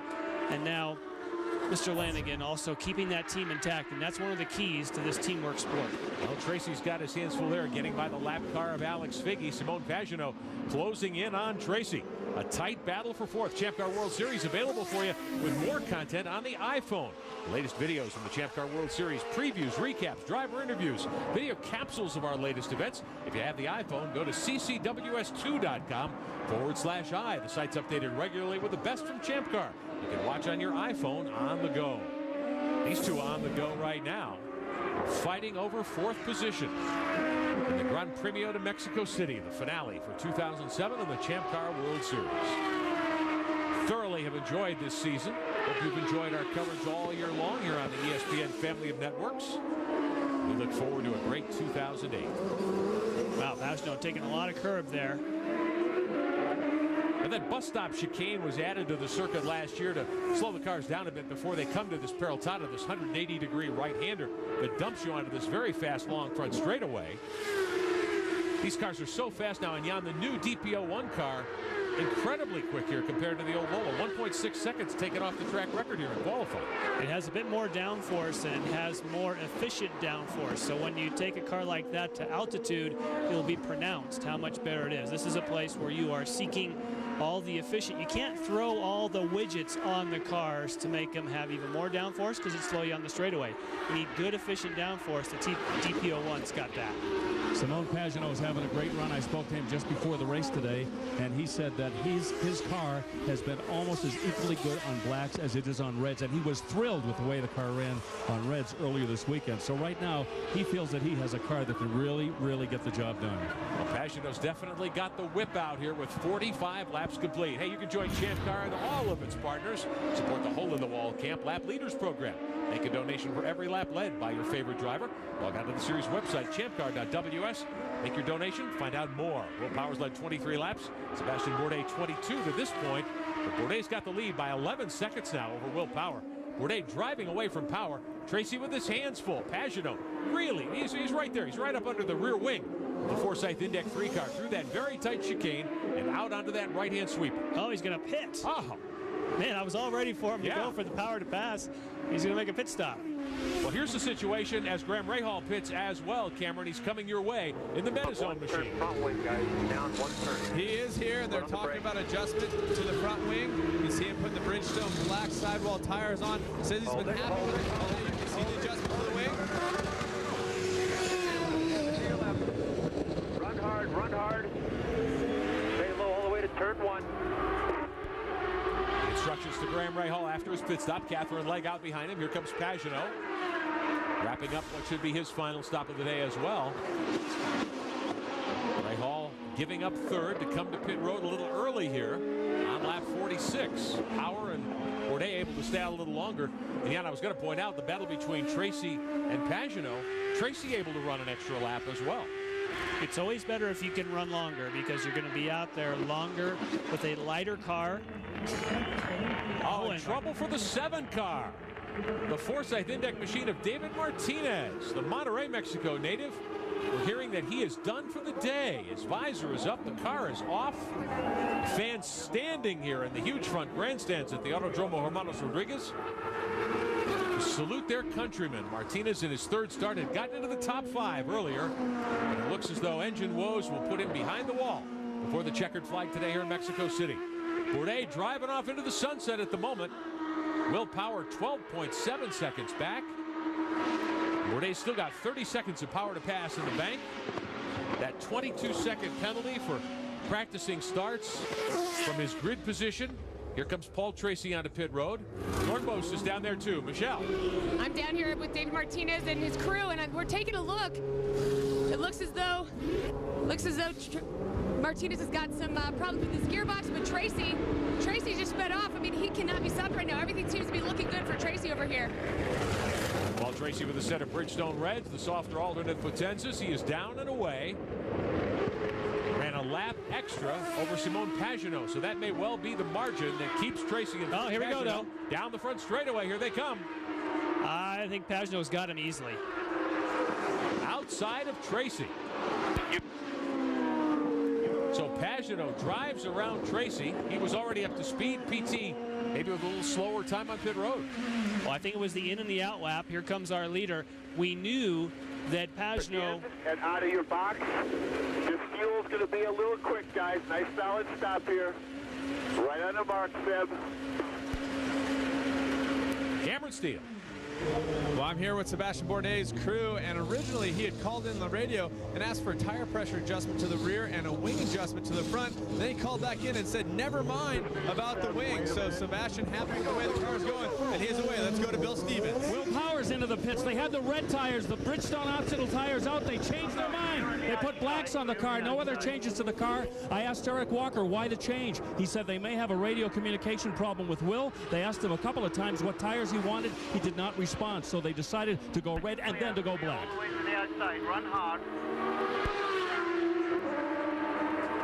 Telling him, of course, to be sure to stay to driver's right. But you could tell by the gap when they left pit road. Now they have Oriol Servia in between the two leaders. And, boy, it's going to be a tough job for Will Power to try and chase down Sebastian Bourdais. And that pit sequence just visibly, especially since Bourdais was way at pit out, it's got a pretty big lead. Now the pay-by-touch car of Serbia shown third at the moment. He still has a pit stop to make here. It's Bourdais the leader, Power running second. Monday Night Football on ESPN continues tomorrow night. Frank Gore and the San Francisco 49ers and their key division rival, the Seattle Seahawks, will host. They're led, of course, by running back Sean Alexander. Monday Night Football on ESPN at 8:30 Eastern. Our coverage starts at 7 Eastern with Monday Night Countdown. The big NFC West showdown tomorrow night on Monday Night Football. Bourdais driving off into the sunset. His final run in the Champ Car World Series. We'll see if Oriol Servia or Will Power might have anything for the four-time series champ when we come back. 50 laps are completed. The Autódromo Hermanos Rodríguez off the start. 3 cars failed to fire. And Simone Pagano touched the inside retaining wall. Caution out immediately. We had a restart with a rolling start second time by. The Minardi cars had early trouble. Dan Clark's clutch went out on the start. He didn't even complete a lap today. Robert Dornbos had clutch problems as well early. They have gotten the 14 car back on the racetrack. Bourdais with a power to pass bold move on the inside. Gets underneath pole sitter and early leader Will Power. Sebastian Bourdais, even though he was penalized, he lost some Cosworth power to pass time. McDonald's machine out in front. Huge crowd of fans at the Autódromo Hermanos Rodríguez as always. Their countrymen Mario Dominguez, David Martinez. Big favorites here. Martinez had gotten up in the top 5 in one of the Forsythe Index cars, but that car now retired with motor problems. Looks like he will not be around for the finish. Mario Dominguez, though, in the top 10, running 9th. Pacific Coast Motorsports, their new backer Tecate. Huge support here, of course. And Mario, very much a fan favorite, the official driver of Mexico City, as so designated a couple of years ago by the city government here. 51 laps are on the board, 23.5 minutes of racing to go. And yeah, what can you say about Sebastian Bourdais as we take a look here? Justin Wilson rolling by in the CDW9 car. Now, he has fought hard. He's gotten himself back up to 6th. Even though they've got a fuel pickup problem, he's been battling hard to stay in touch with the leaders. And you talk about the problems for Justin Wilson. As you were talking about him, we had just finished talking about the Mexicans and how they were pulling for David Martinez. He's back out. So whatever the problem was at one time, it looked like it was terminal. He has rolled off a pit road. And hey, he's a rookie. Yeah. He'll get more experience. Hey, maybe they'll take him out in qualifying trim, see if he can beat Robert Dornbos' time that he posted. We can have a race within a race. Well, Wilson in the CDW machine coming in here today. What could well be his final drive in that car. By all appearances, he'll be moving on. Very widely speculated and reported that he'll be taking over Sebastian Bourdais' seat with Numanaz Lanigan come next season. Justin second in the championship by 8 markers over Dornbos. Dornbos with that early retirement. He is back behind the wall again. He'll get 16th here this weekend. So Wilson has all but clinched second place, I think you could safely say, in the championship now. Fortune Telemetry on the CDW car. But you know he's frustrated as he dives for pit road for the final time today. He expected to be a championship contender this year. He was. He had the speed for it, but we heard from some of the other drivers that we spoke. You know, fuel tokens or something like that. I'm being in for so much fuel in this race. So this guy discount. Justin trying to troubleshoot. Superstar. Clear in. Pitch mark. Everyone pretty much on a 2-stop strategy. He comes in on the Bridgestone Reds, the softer alternates. This is his 3rd stop, Bill Stevens. Yes, unfortunately for Justin Wilson, today's race obviously is not going to be in his hands. However, he is going to finish well in the championship points, but they've been battling that fuel pickup problem throughout the day. And actually, we saw signs of this during qualifying this weekend. A good car on Friday, but Saturday it really began to falter. Now watch this, though. These are cars at speed. Bruno Junqueira gets by him. The Sonny's Barbecue 19 for Dale Coyne's team. He's had a good run today. Not as spectacular as his last 3 runs where he landed on the podium. Thought he'd get a win over in Europe at Zolder. Rolled the dice on a pit stop. It didn't work out for him, but Bruno right now shown in 9th. He and Mario Dominguez have been fighting for position. We welcome you again to ESPN's coverage of the Champ Car World Series at the Gran Premio de Mexico City with the Autódromo Hermanos Rodríguez to wrap up the 2007 season. I'm Rick Benjamin, Jan Bikas alongside Cameron Steele, Bill Stevens, Michelle Beisner. Great work all season long for us down on pit road as we watch the Sonny's Barbecue car of Bruno Junqueira, running 9th right now. About a minute behind Bourdais, but he is on the lead lap. And I was going to say that that is a position for Bruno Junqueira. So because Justin Wilson has to keep making pit stops. Again, he's not burning more fuel, but the fuel's not picking up. That was the question he was trying to ask coming down pit road. Why am I making so many pits? Well, if it's not picking up all the fuel, you have to come in and just keep topping off and keep topping off. Unfortunately, he lost more spots now to Bruno. Now Junqueira getting by. Bourdais, meantime, 11 seconds to lead over Will Power after that last pit stop. 20 minutes to go in his Champ Car career, at least at this point. We talked to him before the start today about what a win here would mean to him this weekend. Well, I think obviously any last race in a series is always emotional. So when you've done as well as we did over the seasons, you really don't want to finish on with a bad feeling. So obviously we'd love to finish with a win, and it's no surprise, I guess. Now, he talks about it being emotional in the drivers' meeting. Everyone, including the officials, the drivers, gave him a farewell and how much they appreciated him and being with the series. They said, "You want to come up and say a few words?" He was able to say only a few words. He got choked up. He started to say he had such a great time here for 4 years, started getting teary, and couldn't finish. Yeah. He's loved his time here. Well, he should have. I mean, he certainly set a mark. 4 consecutive championships, never been done before in the long history of Champ Car racing in the United States. He'll leave quite a mark here. This looks like it might be his 31st win in 72 starts, an incredible batting average. Will Power, meantime, we show you our up to speed. New look here for us this weekend. Track position, where he is relative to Bourdais. Of course, Bourdais now in the S's on the backside of the course. Coming off the straightaway is Power to the S's, but the gap was 11.3 seconds last time by. Now, Power's still got 65 seconds worth of Cosworth power to pass time. As we check back in with Bourdais further down in the S's, he's coming to the back straightaway to take him to the baseball stadium here. And I was just going to say. I was just going to say, well, that power to pass is great if you have extra, but we haven't had a late race caution, and wouldn't you know? No word yet as to what the caution is for. Pits are closed at the moment. This could give Power an opportunity. Now, our Mazda virtual pit stop. Let's check back in where you, our viewers, make the right call. Our question today, who's been the biggest surprise of 2007? Use your mobile phone. You can text A for Robert Dornbos, B for Bruno Junqueira, C for Oriol Serbia to 55333. Text messaging rates, standard rates apply. Obviously not what we wanted. We just need to be thinking about how we're going to handle the restarts and the push-to-pass situation, okay? Burn the fuel off, but keep an eye on the temp. Robert Dornbos leading our Mazda virtual pit stop standings with 2/3 of the vote. Now, Will Power, he'll get to close right up on the back bumper, on the back wing of that one car, Bill Stevens. Derek, earlier in the race, you were telling Will, keep your head in the game. Things could come our way. You have a yellow. We're getting into the waning moments, and you've got more power to pass underneath Will's right hand. Yeah, I mean, we've done what we needed to do to save it for the end of the race, but there's still a lot of guys out there who can do it, so we're going to have to wait. But do you think that the power to pass issue definitely could be what decides this race? Oh, I definitely think that'll be the end result, yeah. And he said that to me before the race. He said we may see that'll be the deciding factor today. Well, you can guarantee Sebastian Bourdais has 30 seconds. the most you could possibly use on a restart would be 22. So he will have the same horsepower as will Power on the restart, but then after that he'll be defenseless. So Will Power has to stay right on him, and it wouldn't be the first lap, it would be next time or so around.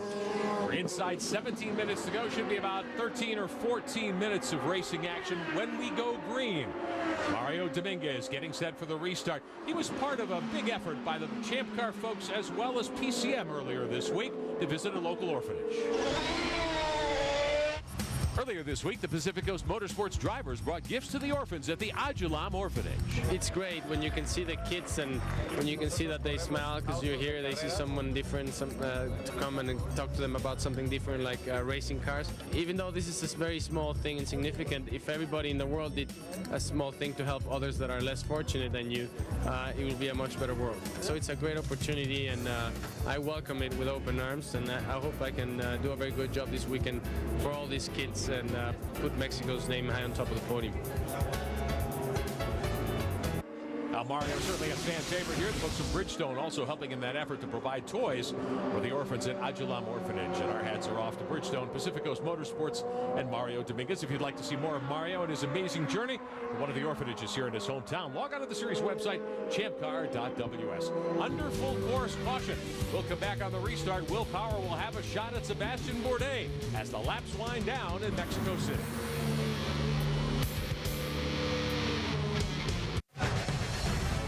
Hey, ESPN2 dishes up college hoops for you tomorrow night. The New Mexico State Aggies will take on the number 11 Duke Blue Devils with DeMarcus Nelson. It's college hoops on ESPN2 tomorrow night at 7 Eastern. Find out more at ESPN.com. Welcome back to the Autódromo. Hermanos Rodríguez packed house here to watch the Champ Car World Series wrap up its 2007 campaign. Looks like one more lap until we get a restart. Debris on the course, and this gives Will Power an opportunity to take a run at Sebastian Bourdais for the race win here. 12.5 minutes, less than that, remaining in the 2007 season. Now, our Cosworth Power to pass worth 100 horsepower here. There you see the big gap between what Bourdais has remaining and what Power has left in his bank. You look at that graphic, it's pretty obvious that Power and Servia have got a nice advantage, and to some degree, Bruno Junqueira.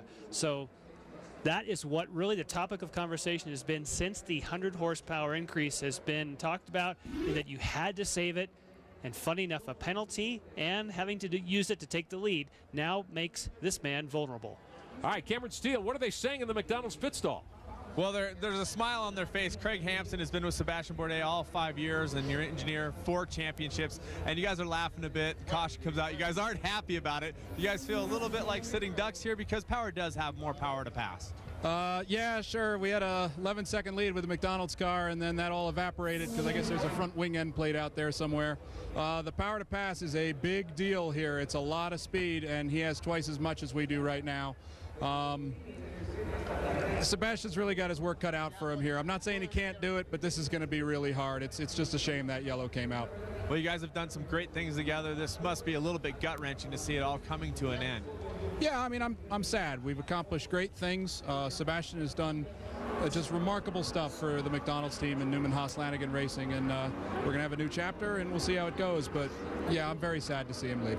All right, Craig Hampson putting it all together. We'll see how it shakes down here on the restart. Bittersweet, I'm sure, for everyone involved at Newman Haas Lanigan. It won't start. We might as well try, though. As they bid farewell to a great champion. Meantime, Catherine Legge had one of her best days of the season. And Dale Coyne's 11 car stalled on the front straightaway. She was out of harm's way. If the yellow stays out, the Homatro safety team there with one of those beautiful Mazda CX-9 safety vehicles will throw her a rope and bring the 11 car around, see if they can bump start her.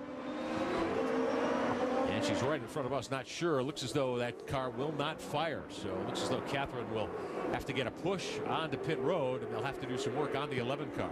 And because of it, they're not going to go green. Find the temps when you can. No start this time by J.D. Wilbur on the flag stand, displaying the double waving yellows. We will stay cautioned at least one more lap. There was an issue on the front straight. Catherine was stalled. Safety was out there. Just be ready. They're saying no start. Boy, you could sense the tension, couldn't you? When they were coming down that back straightaway. You could hear them starting to gas a little bit. You could say, okay, here it comes, here it comes. And at the last moment, they had to wave it off one more time around. But again, I don't think Sebastian Bourdais is in trouble on the restart. It's just after that, he's not going to have much left. If I was Sebastian, I might not hit the button immediately. I might do it halfway down the straightaway to save myself a couple of pushes. But boy, that's risky because Power is fast. Well, and my question to you is, if you're Will Power, what kind of card game do you play? Do you get it right away, or do you wait a lap or two? No, if you've saved it, you got to use it now. I think Will Power. It depends on the time when we go back to green. He's got a couple of opportunities with 65 seconds to go. Meantime, Catherine Legg done for the day. Let's get it downstairs. All right, you guys, I'm running up on Catherine Legg here. And Catherine, unfortunate situation. What happened? Yeah, it just died. We tried to restart it. I don't know what happened. It's just been one of those weekends, you know. We've been fast at times when everything's gone right, and so many things have gone wrong. It's kind of just like the rest of my season, I guess. It has been a tough season. I want to ask you, today you had smiles on your face. You seem to feel comfortable with the car. Do you feel like it was coming back together for you a bit? A little bit. We found a number of problems yesterday, and we put it all back together this morning, and it seemed good. It seemed fine again, and then back to issues. I don't know. I'm just disappointed. It's just a really bad way to end the season. All right, a tough ending for Catherine Legg. Definitely disappointed, but one of the fan favorites. Definitely one of the great drivers of Champ Car. Sebastian Bourdais will be the restart leader in the McDonald's One car. A little different situation this year from what he faced when he won here a year ago. He was the challenger a year ago in Mexico City. Justin Wilson had this one in hand. It seemed it was a wet day for the most part. Wilson in the CDW car, big lead. Bourdais somehow rallied, made this pass on the final lap. Contact, parts flying, but Bourdais' win counted. He went to the house with a victory to wrap up his third consecutive Champ Car title here 1 year ago. That was one way to end the season. That was one aggressive move. And again, he's the champion. There's nothing on the line for him, but I am telling you, he is as focused right now as he would have been at this point last year when he went for everything on the last lap. We're getting ready to go. Final few moments of racing in the 2007 Champ Car World Series season. 7.5 minutes of racing action to go. Looking for a restart this time by. Should be about 5 laps of green flag running. Bourdais hammering it out of the final corner. Power is on it. Well, Power's on the button, but he's back about 20 car lengths as they come down the front straightaway. But Sebastian had such a good restart, he hasn't even had to use it. Tracy's on the button, so's Rahal. Let's see what happens. There we go. Trying to shuffle the deck down into turn one. Pagano gets passed by a couple of cars. Tracy and Serbia, I believe, got by Pagano there. Yes, they did. Rahal continues third. On board Rahal in the Metazone 2 car. Bourdais and Power both used the button as they came down to the restart. And Serbia dives to the inside of Tracy. Wow. Serbia picks up a spot. That's a tough place to pass. Nice job, Oriole Serbia. Trying to get that PKV ride lined up for 2008. Oriole Serbia with a great move through the twisties on Paul Tracy. And I'll tell you, just a few moments ago, Jimmy Vasser told me that they were imploring Oriole to get on the button. He had plenty of power to pass left. He's notorious for not using it when he has the opportunity. Just then he did, and you saw the result. Good move by Serbia to get by Tracy. Bourdais continues to lead. Here's a move, a look back at the move by Serbia. That's where Serbia used it on the approach to turn number 4. It doesn't look like a long straightaway, but you do 168 miles an hour down that straightaway before turn 4. Now Serbia has more to use. Is he going to use it now to get after Rahal? Oriole Serbia in the pay-by-touch 22 car. Currently fourth, lined up fourth on the grid. Got a little less than you. He's on it. He's got less than you. Here comes Dominguez. Mario Dominguez in 7th. He's got some time remaining. Serbia to the inside, trying to make another move for position. Gets around Rahal, so Serbia moves to 3rd. Rahal trying to come back at him. Also looks like Mario Dominguez was able to pull off his pass as well. So we had simultaneous passes. Yes, sure enough, he got by Pagano, the gray car now, the Ducati colors, but here comes Pagano back again. Pagano to the inside of Mario Dominguez in the Ducati 28 car. Good battle for position. This is for 6th. Bruno Junqueira right there as well. And the Sonny's barbecue car. Great battling here at the end. And this is what Champ Car wanted with the move to the 100 horsepower on the Cosworth power to pass. Will Power continues to trail Bourdais up front. Bourdais got 22 seconds left under his button. Power 39 seconds remaining. That was a nice move by Pagano, and that was a very valiant effort by Mario Dominguez. I don't think he necessarily has had the pace today, but he got on the button, gave it everything he could. But boy, what a nice answer back by Pagano, who quite frankly got beat badly on that first restart, got passed by 2 cars. Yeah, Pagano's got Dominguez and Junqueira now right with him as they come through the bus stop there, the chicane at the baseball stadium. Here's the Peraltada heading to the front straightaway. Bourdais still with a good lead over Power. And should be about 3 more laps. The amazing thing about the lead there was that Sebastian Bourdais was so fast off the final corner that Will Power could not even stay with him. He didn't even have to hit the button. I mean, that's like, that is... He got a great start. That puts an exclamation point on the championship. I don't need no stinking power to pass. So it's Bourdais, Power, and Serbia now in the top 3, and Rahal 4th. He's on the button. He's got 6 seconds to go. Rahal unable to reel in the car of Oriol Serbia. There's Will Power, your second-place runner. Drawing a little closer to Bourdais here. Time clock, top of your screen, is key. David Martinez will return to the race in the Forsyth Index 7 car. 3.5 minutes to go. Simone Pagano in 6th. Bill Stevens. Down here with Rob Edwards running things for Simone Pagano. He lost a couple of positions on the restart. Was he just not aggressive enough or a problem? I think probably was a little too conservative. He's trying to save some push to pass for the last couple of laps, and thought he could probably not have to use it to stay where he was, and we'll see if we can get it back the last couple of laps here. You got one back. Let's see if we can get the other one. Pagano shown 6th behind Tracy there. Pulling out just a little bit on Mario Dominguez, as you pointed out. Dominguez just hasn't really had the speed today, but a great run for Dominguez in his hometown to sit 7th in that Takane car for PCM. Onto the front straightaway. 2:50 to go in the action here today. Serbia is 3rd. Rahal is 4th. Tracy is 5th now. Pagano 6th. Power and Serbia are on the button. Power trying to draw closer to Bourdais. 1.5 seconds the gap last time by.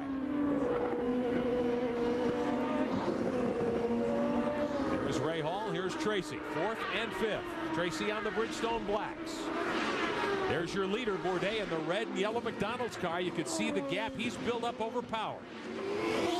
Here's Rahal, running 4th, trying to close in on Oriol Serbia. Rahal's got 1 squirt left. He's got another squirt left. They're keeping a close eye on that gap between Bourdais and Power. It's maintained about the same. Will Power, if he's going to have a shot at winning this race, has got to get closer. On board the CDW9 car of Wilson, back in 10th.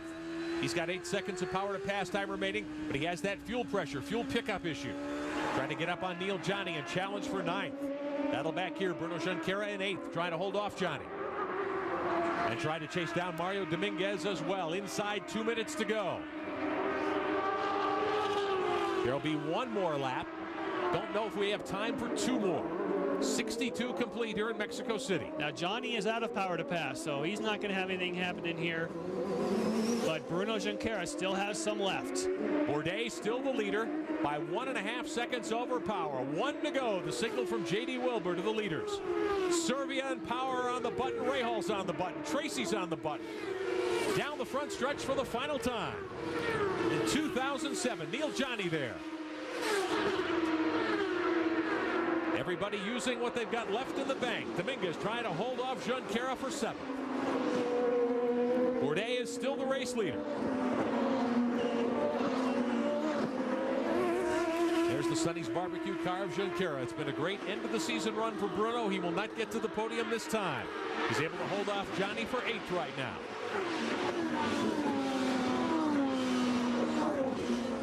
The gap between Sebastian Bourdais and Will Power was almost identical the last time around.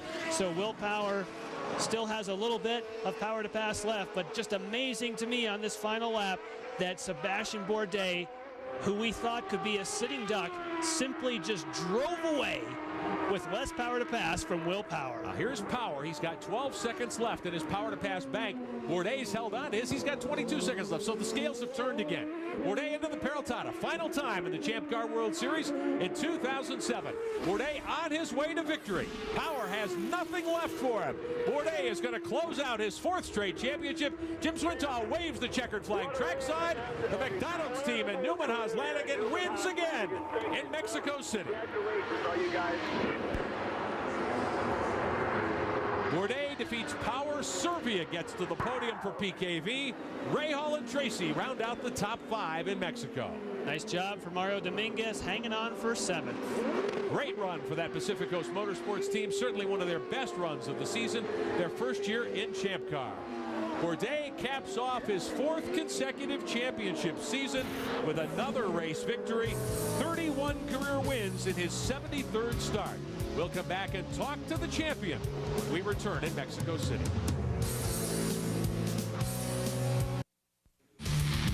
ESPN's coverage of the Champ Car Track Radio to Mexico City is being brought to you today by Bridgestone.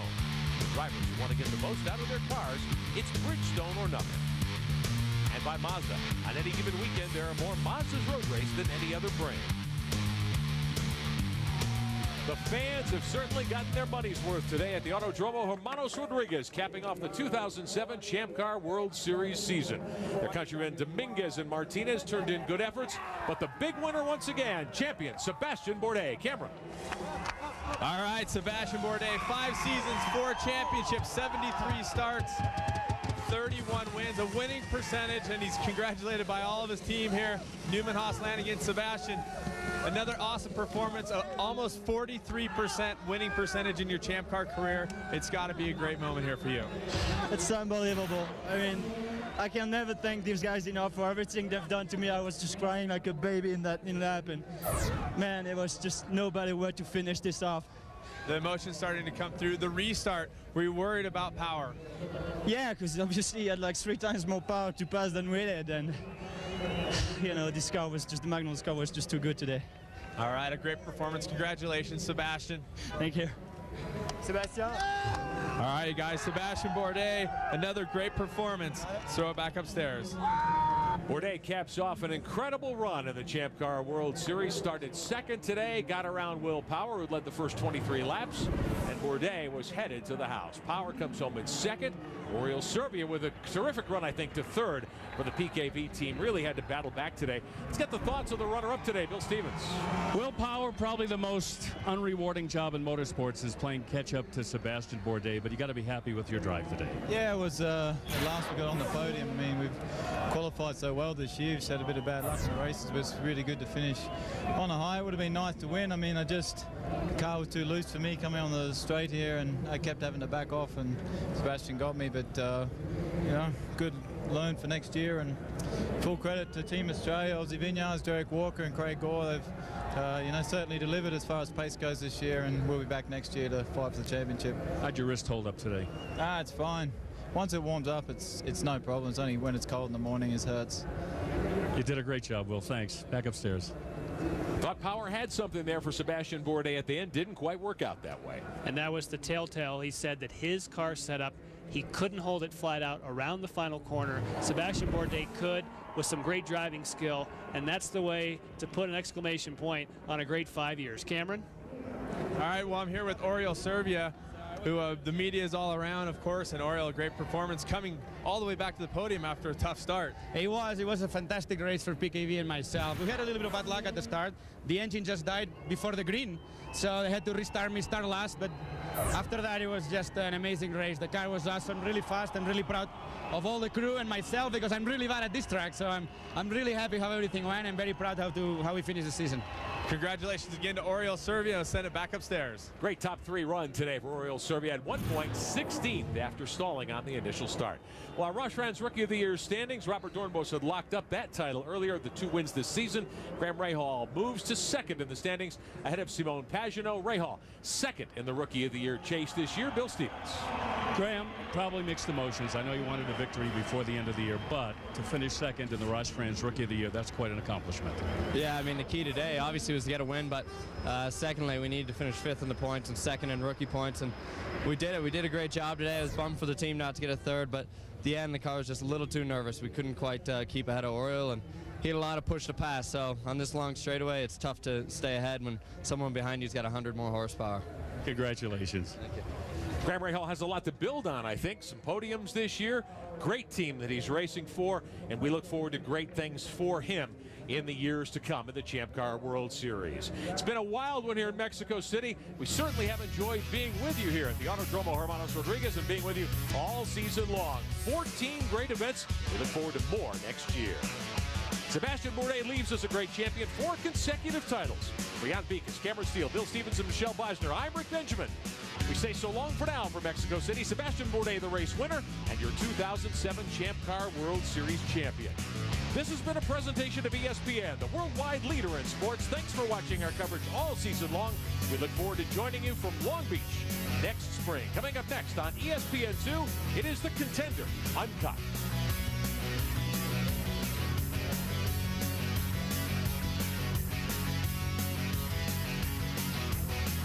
We salute our champion, Sebastian Bourdais. So long from Mexico City.